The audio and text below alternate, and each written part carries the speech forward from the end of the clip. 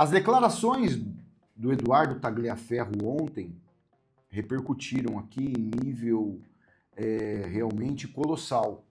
Foram graves os fatos que ele trouxe do processo que aconteceu em 2022. Eu vou mostrar aqui para vocês, gente, que a família de Miriam Leitão está totalmente enraigada em tudo isso que aconteceu aqui no Brasil. Personagens nas redes que trabalhavam, né, nas redes sociais, que censuraram, desmonetizaram, fizeram maiores atrocidades em 2022, hoje estão trabalhando neste desgoverno. Número 2 de Fernando Haddad, pessoas que censuraram, derrubaram páginas, desmonetizaram. As informações são gravíssimas, porque coincide com o fato que o Google ontem, próprio YouTube, entendeu lá nos Estados Unidos, né, e acabou divulgando, que aquelas contas banidas, né, de pessoas, né, que colocavam a situação na época da pandemia e tal, o YouTube voltou atrás e vai restabelecer a conta dessas pessoas que perderam suas redes sociais lá nos Estados Unidos. E agora a gente vê nitidamente como que funcionava o modus operandi dessa turma toda. Maceta o dedinho aí no like, eu vou trazer muita notícia e informação aqui agora. Muita coisa aconteceu, porque a gente observa as maiores atrocidades acontecendo.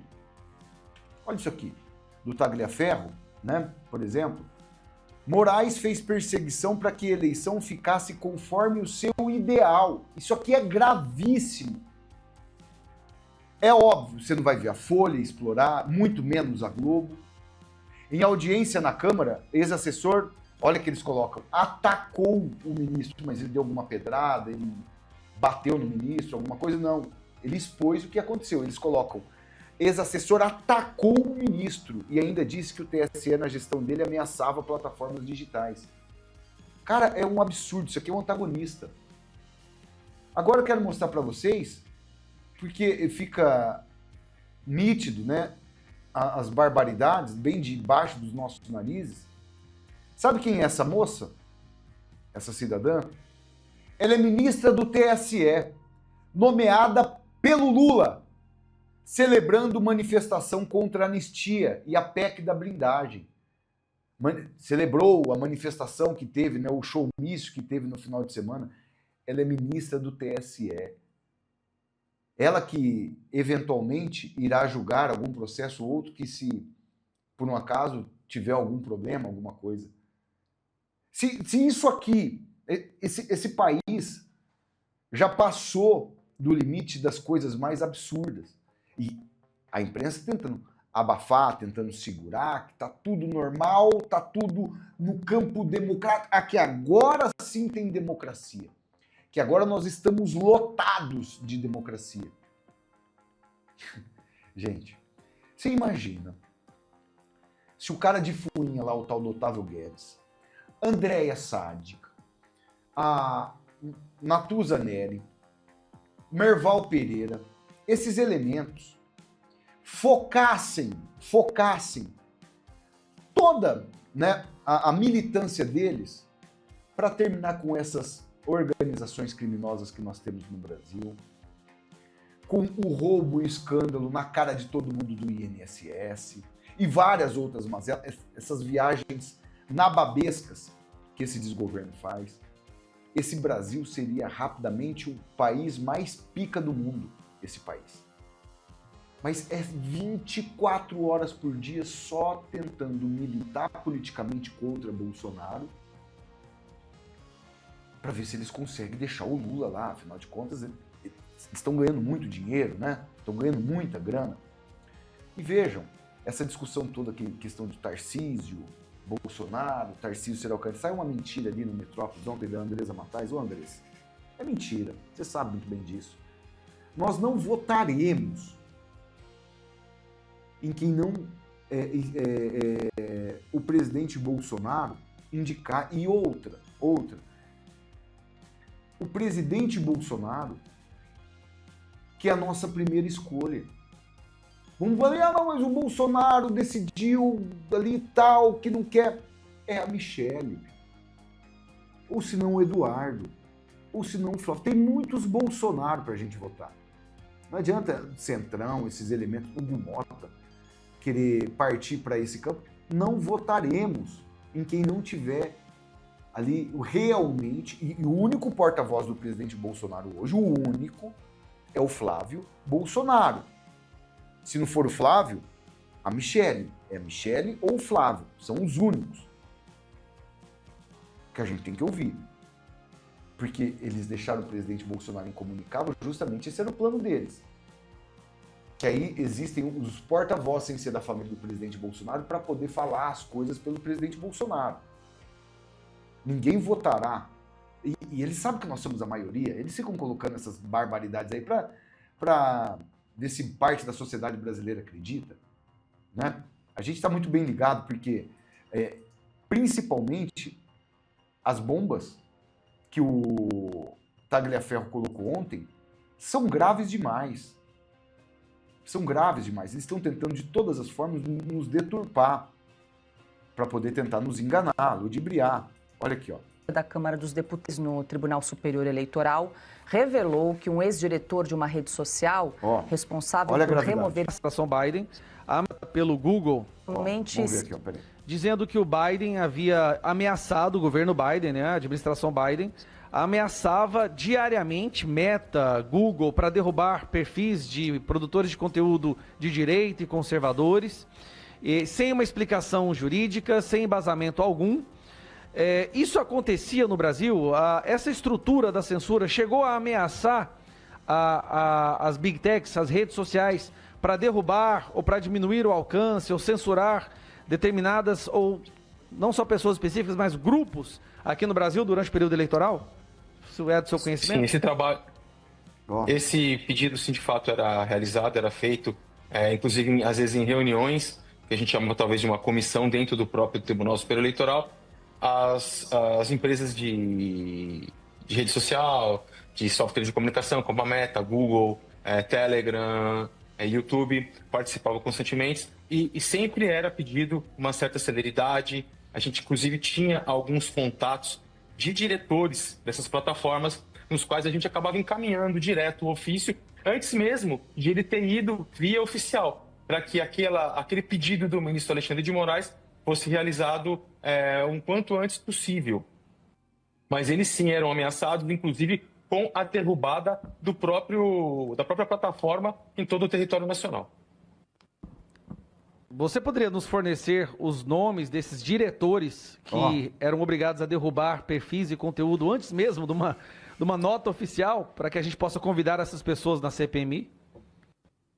Eu posso fornecer um envio para vocês por e-mail ou por WhatsApp, porque no momento aqui eu não tenho eles todos aqui. Tudo inclusive, bem, mas... um deles hoje é o secretário executivo do Haddad, né? Que é qual é o nome dele mesmo?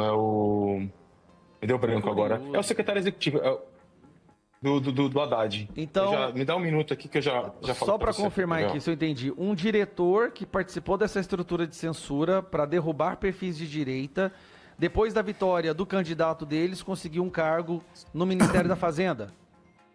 Sim, é o Dário Durigan. Dário Durigan. Engraçado, é o próximo nome que eu iria te perguntar. Dário Durigan, que agora está no Ministério da Fazenda, braço direito do Haddad, ajudou a censurar a direita no período da eleição. Super normal isso, pessoal. Super tranquilo. Isso é gravíssimo que o Tagliaferro colocou.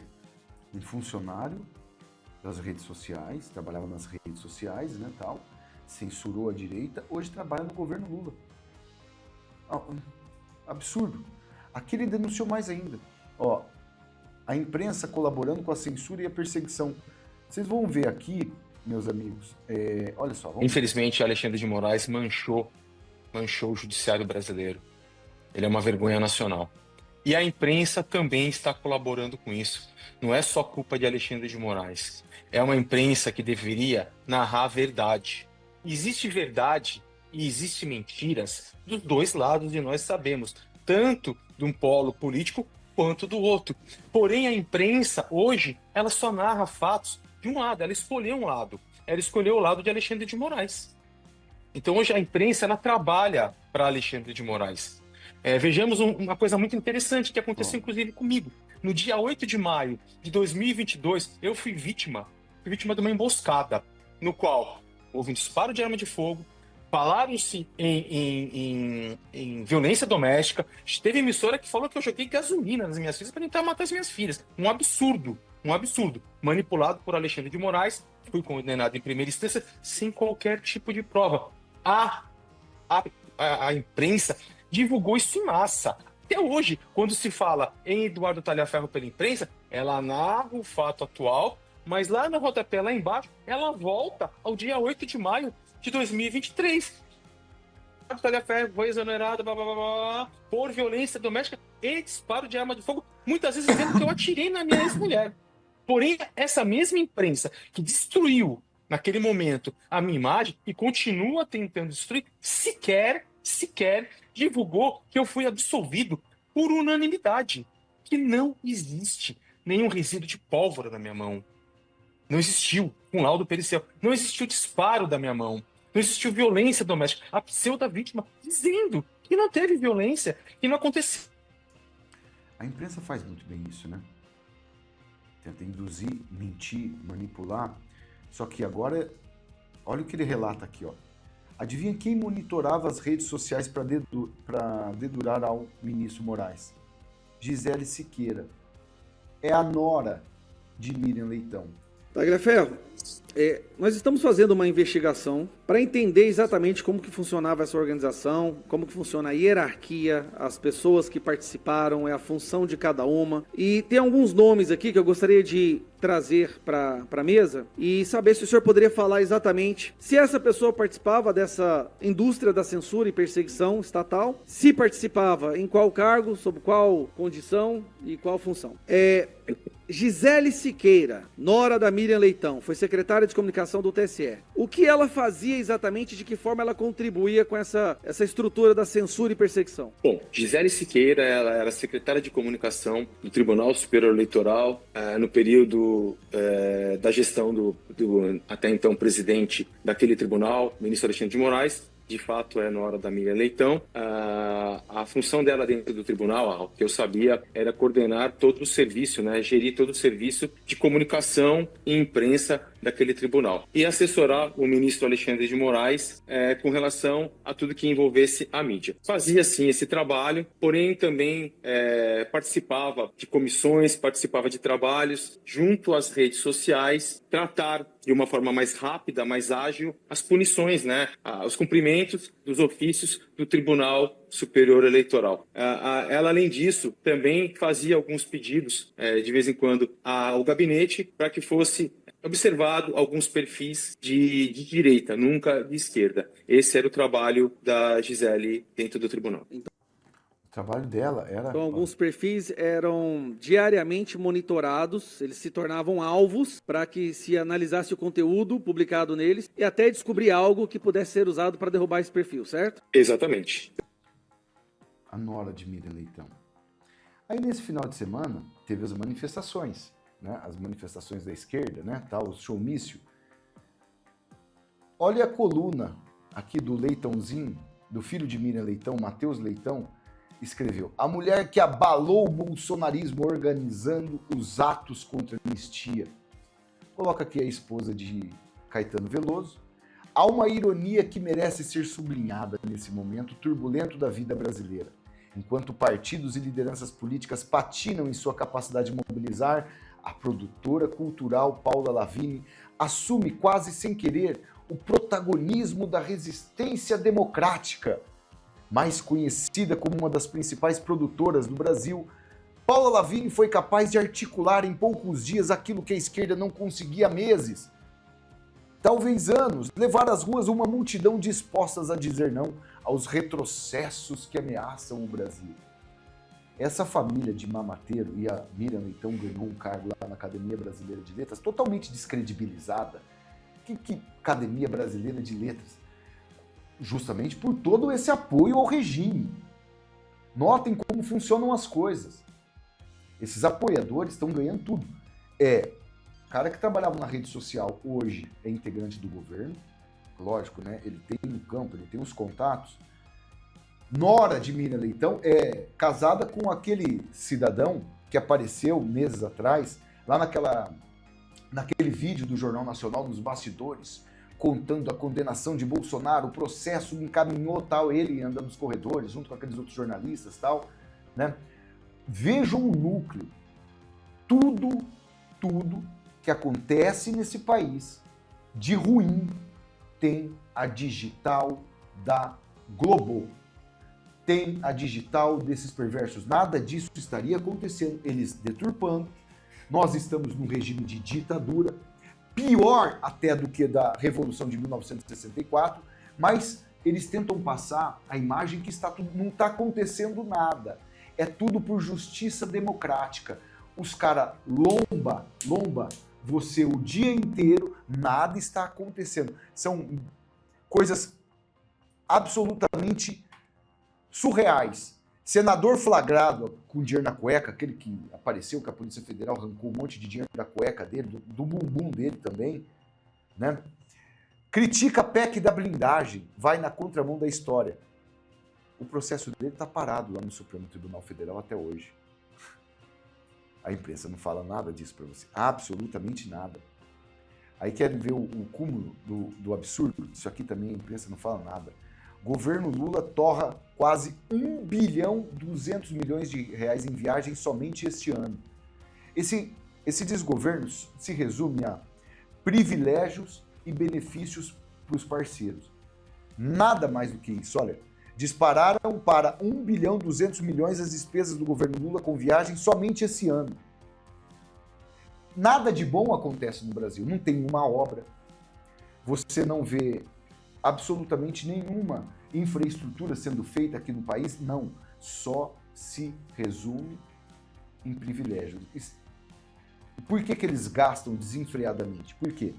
Simplesmente, meus amigos, porque entra na conta do PIB. Não tem investimento, mas tem gasto. Tudo isso entra no PIB. Quanto mais eles gastam, mais o PIB aumenta, porque é os investimentos e os gastos também que se somam ali no final. E a gente vê todas essas barbaridades. O Tagliaferro denunciando tudo. Não sobrou pedra sobre pedra. Jogou tudo no ventilador ontem. Compartilhe esse vídeo no WhatsApp, no Telegram, no Facebook, solta o dedinho aí no like, vem fazer parte da nossa família. Daqui a pouco eu volto com mais notícias e informações aqui no canal Pai e Filhos.